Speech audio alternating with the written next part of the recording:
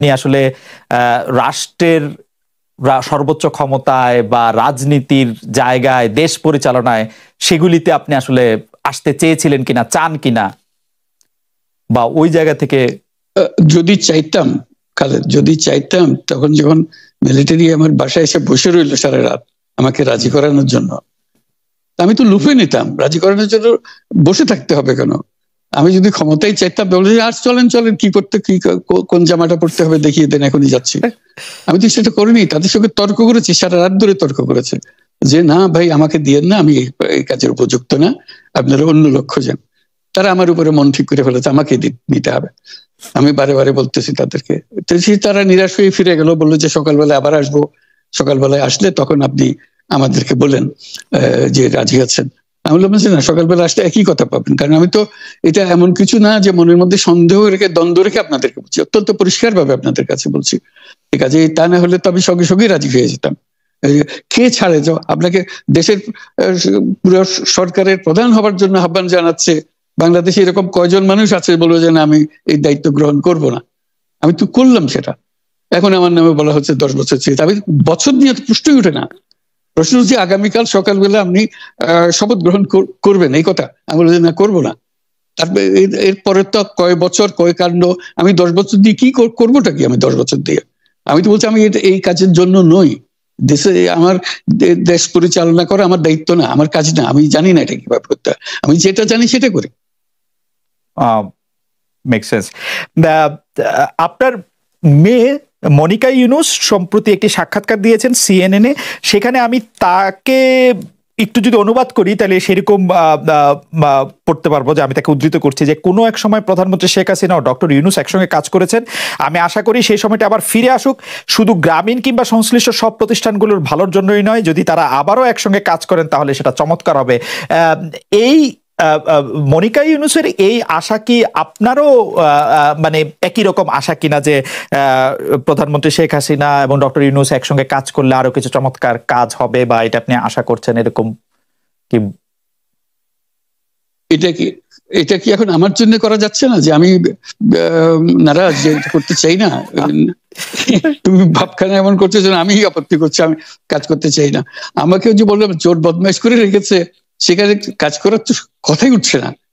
আমার নাম উঠলেই ওনার রাগ উঠে যায়। আমাকে সুদখোর না বললে ওনার মন তৃপ্ত হয় না।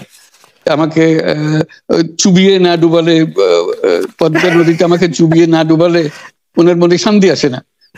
ঠিক আছে, আমি কি করে বলবো? ওনাকে বলতে তো হবে, ওনাকে যদি কিছু বলতে হয়। পদ্মা নদীর কথাটা যখন উঠলই, পদ্মা ব্রিজ সম্পর্কে যে কথাটা সরকারের উচ্চ মহল থেকে এটা বলা হয় যে আপনি আপনার ক্ষমতা ব্যবহার করে বা আপনার পরিচিতি ব্যবহার করে বা আপনার যে একটা সাংঘাতিক রকমের গ্রহণযোগ্যতা সারা দুনিয়াতে আছে, যেটি আসলে ওয়ার্ল্ড ব্যাংক সহ অন্য জায়গায় আছে, সেটি দিয়ে আসলে আপনি পদ্মা সেতুটা বাংলাদেশ যাতে ঋণ না পায় সেটির জন্য আপনি চেষ্টা করেছেন। এই ব্যাপারটা নিয়ে কি আপনি একটু কিছু বলবেন, যে এটা আপনার বিরুদ্ধে একটা অভিযোগ? কি বলবো, এটা বলো, এটা হাস্যকর একটা কথা মুখ থেকে বলে ফেললো চোর ডাকাতের মতো, এটাও আরেকটা বলে ফেললো, এটাই সত্য হয়ে গেল। আমরা যে বারে বারে বিবৃতি দিলাম তখন এটা প্রশ্নই ওঠে না। আমরা বাংলাদেশের নাগরিক হিসেবে আমরা গৌরবান্বিত যে এই পদ্মা সেতুর উপরে আমরা একটা সেতু বানাতে পারবো, এটার জন্য আমরা সবাই চাই। কাজে এটা তো বিরোধিতা করার তো প্রশ্নই ওঠে না। কেন বিরোধিতা করবো? দেশে যে একটা বড় রকমের ঘটনা ঘটতে যাচ্ছে সেটা তো আমরা সবাই সমর্থন করেছি। বলেই চললেন। এখন একজনে বলতে থাকলে তো আমার করার কিছু তো নাই। উনি এত শক্তিধর যে এখানে আমার কথা তো কিছুই থাকে না। ওনার সব সরকারের যাবতীয় প্রচার যন্ত্র ওনার হাতে। আমার তো আমার বলার যত তীক্ষ্ণ। আপনি তো কথা বলেন না, বললে তো নিশ্চয়ই আপনার সাথে না।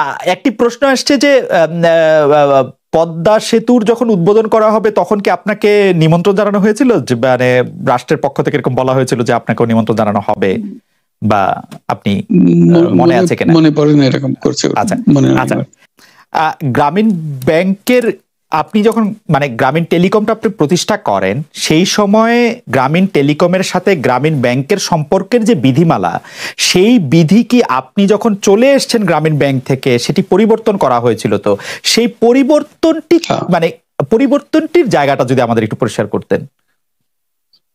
পরিবর্তন ছিল যে আগে এটা নমিনেট করতে পারতো গ্রামীণ ব্যাংক, চেয়ারম্যান পদের জন্য একজন লোক নমিনেট করতে পারতো। আমরা যেহেতু গ্রামীণ ব্যাংক থেকে আমাদেরকে সরিয়ে দেওয়া হয়েছে, তখন আমরা মনে করলাম যে এটা রাখার আর দরকার নাই, গ্রামীণ টেলিকম থেকে সেই পদটা আমরা পরিষ্কার করে দিয়েছি, যখন এটা দরকার নাই।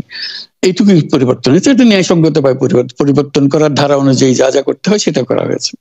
এতে তার ইচ্ছা বা তার কর্তব্য, তার করণীয় যে অবজেক্টিভস আছে, কোথাও পরিবর্তন হয় নাই।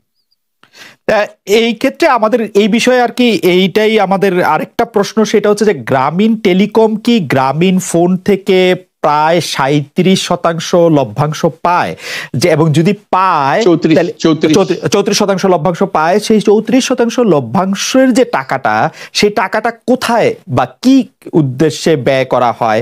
সেই সামাজিক ব্যবসায়, যেটি আসলে আপনার প্যাটেন্ট করা সোশ্যাল বিজনেস, সেটির কাঠামোটা আসলে কি বা সেটি কিভাবে আপনি করেন? সামাজিক ব্যবসা হলো এমন একটা নতুন ধরনের ব্যবসার চিন্তা, যেটা আমরা প্রমোট করছি, আমরা নিজেরা প্র্যাকটিস করছি। যেটা ব্যবসা মানে হলো মুনাফা করা, ব্যক্তিগত মুনাফা করা, এবং তার লক্ষ্য হলো সর্বোচ্চ মুনাফা করা। এটি হলো ইকোনমিক্স এর নিয়ম, যে সর্বোচ্চ মুনাফা যদি করি সবকিছু ঠিকঠাক মতো চলবে। আমরা বললাম যে এটা ভুল জিনিস, যে সর্বোচ্চ মুনাফার মধ্যে দিয়ে মানুষকে এক রকমের নেশাগ্রস্ত করেছে, এই মুনাফার নেশার মধ্যে তাকে ঢুকিয়ে দেওয়া হয়েছে।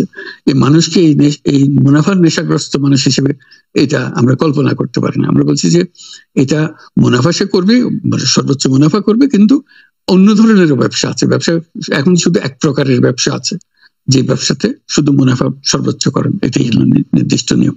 আমরা বলছি আরেক রকমের ব্যবসা, যেটা হলো মানুষের সমস্যার সমাধান করা, মুনাফার জন্য কোনো রকমের ইচ্ছা তার না থাকা, মুনাফা বিহীন ভাবে, কোনো মুনাফা, ব্যক্তিগত মুনাফা না নিয়ে শুধু সমস্যার সমাধানের জন্য ব্যবসা করা, এটাকে আমরা বলছি সামাজিক ব্যবসা।